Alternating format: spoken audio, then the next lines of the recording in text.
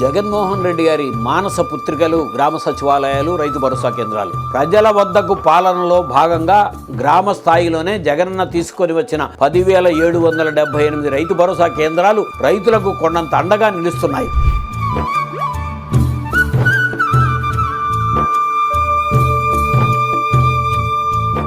రైతన్నకు అభయం ఇవ్వటమే కాదు, రాత్రనక పగలనక సేద్యం చేసి ఉత్పత్తి చేసిన పంటకు గిట్టుబాటు లేక సతమతమయ్యే రైతన్న పాలిట భరోసా కల్పిస్తున్నాయి.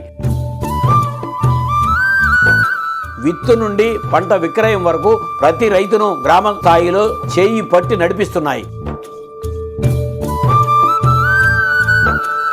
గత ప్రభుత్వంలో ఎండనక వాననక సొసైటీల వద్ద పడిగాపులు పడితే విత్తనాలు దొరికేవి కాదు. కానీ ప్రస్తుతం ఆర్బీకేల రాకతో రాష్ట్రంలో పరిస్థితి పూర్తిగా మారిపోయింది. ఎరువుల కోసం అరువులు చాస్తూ క్యూ లైన్లో నిలబడే దృశ్యాలు మచ్చుకైనా కనిపించడం లేదు. జగన్మోహన్ రెడ్డి గారు అధికారంలోకి వచ్చిన తరువాత వ్యవసాయానికి పెద్ద పీట వేసి దాని స్వరూపాన్నే మార్చేశారు. వ్యవసాయాన్ని పండగ చేసి చూపించారు. ఇది జగన్మోహన్ రెడ్డి గారి విజన్ అంటే.